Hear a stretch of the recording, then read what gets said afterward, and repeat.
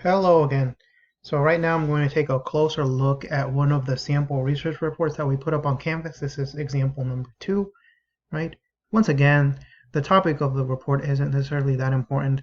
This is more to give you a sense of how you should be structuring and formatting your document, right? So we start with the title page, has the title, all the identifying information, so your name, the department that creates this course, the name of the course itself, the name of your grading group leader, the date, and very important, remember that you start numbering your document beginning with the title page. Right, so scrolling down. Next, you're going to have your abstract, which is a very short summary, 50 to 75 words, of the entire research report. So it says, in this study, the effect of salt concentration on the rusting rate of iron was tested in a 5-day experiment. The purpose of this experiment was to prove that the solutions with higher salt concentration would increase the rusting rate of iron. The outcome of the experiment partially supported my hypothesis, with the exception that when the salt concentration was close to the saturation point, the rusting rate decreased slightly. So something that you'll notice immediately is that the abstract gives you a overall sense of what the topic was, right? The purpose of the observation, gives you the hypothesis. It tells you whether the hypothesis was supported or not, right? So that's very important. These are things that you should include in your own abstract. After that, you go on to a new page, and this is where you start your actual research report. So you have your title again, and then you have your introduction, right? Won't go over this in too much detail, but this is essentially helpful if you want a reminder of how you should be integrating your secondary research, right? So this example does include a bit of citation, right? But remember that in APA, direct quotes aren't really encouraged. You want to do more of the paraphrasing, the summarizing. But if you do include a direct quote, this is how you would integrate it, right? So you have the quote itself, open parentheses, last name of the authors, publication date. Since this is coming from a specific place in the source, the page number is included, close parentheses, punctuation. Haven't seen it a lot this semester, but a common mistake is to place the punctuation over here, for example, and then just not have anything here, which doesn't make a whole lot of sense. But no, the punctuation goes at the end of your close parentheses, right? So as I've mentioned before in the introduction, as a writer, you're providing context for your experiment, your observation. So you're providing your reader with a sense of why this is something important or relevant or significant. So in this case, I believe the writer is arguing that it's important to study the rate at which steel and other materials rust because it has applications in construction, for example. Right? More background, and then the writer gets into their own research, right? So very specifically, very explicitly saying, my research will discover how the concentration of dissolved table salt affects the rate of rust formation on steel surfaces. Hypothesis is presented here. Next section is methods, right? You don't have to have a setup subsection. You can if you want for clarity, but essentially this is what this section is talking about. This is where the writer gives you details on how they created their experiment, their observation, their study, whatever the case may be, right? And once again, a lot of this information is coming directly from the logbook, right? So you don't have to rewrite a lot of this. A lot of this you can revise and take from what you have already written, right?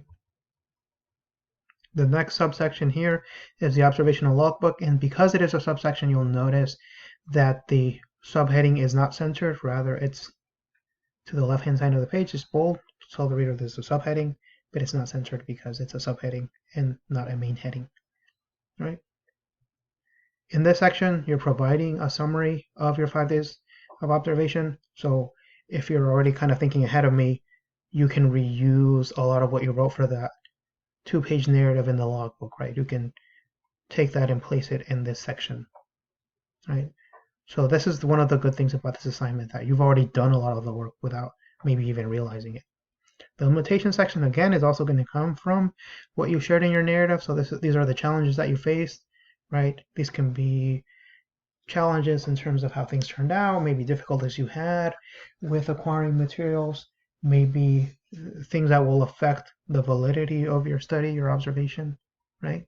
After that, you have results. So go back here really shortly.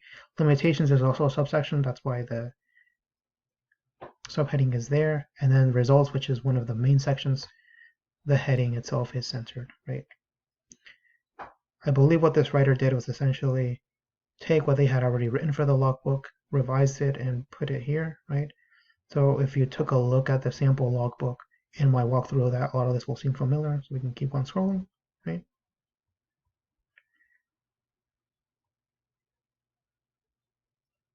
In this case, enough had happened that the writer deemed it necessary to include all 5 days of results.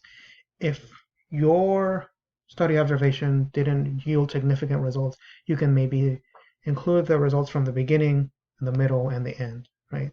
So if there weren't any massive changes from day 1 to day 2, for example, or day 3 to 4, right? But if you want to, you can include all 5 days worth of results. Something that I want to point out to you as well, right, is how the writer is integrating their figures, right? So again, following APA, the title is in bold, the caption is in italics, so you want to make sure that you have a title and description or caption for your images. You can just kind of place them there without any context. Your reader's going to say, what is this? What is this doing here? All right. So you want to make sure that you clearly transmit that information. Something that I mentioned in the other video for the peer review worksheet, you'll notice that the writer is also directly referring to these figures, right? So despite the small fluctuations in the data for the steel wool and the 21% and 7% solutions, the overall positive slopes of the top 6 lines in figure 6 showed that all the steel wool, blah, blah, blah, right? So directly referring to the figures is what you want here. That's a good thing, right? All right, keep going. Okay, so now we have the discussion section. So immediately the writer talks about their hypothesis and whether it was correct or not. It explains why. So this is a place where you analyze those results, why certain things happened or didn't happen, whatever the case may be. All right, keep going. Towards the end of the discussion section, this is where the writer talks about how they would redesign the study, the experiment, right? If I were to do this experiment again, more trials will be added to each cell concentration to obtain a more consistent result, right? So this is a place where you can be, once again, honest and clear in the way things turned out, the way that you would have wanted them to turn out, maybe, if you had more time, more resources, right? So this is a place for honesty. Okay, then we have the reference list, right? So everything's in APA format, alphabetical order, all that sort of good stuff. Take a look here. You have the authors, publication date, title, using title case, or sentence case, excuse me, rather than title case. Things are formatted correctly, page numbers, that sort of good stuff, right? This is the end of my overview of this example, but hopefully you take time to look at this and the other example in more detail. And like always, let us know if you have any questions. Thanks. Bye.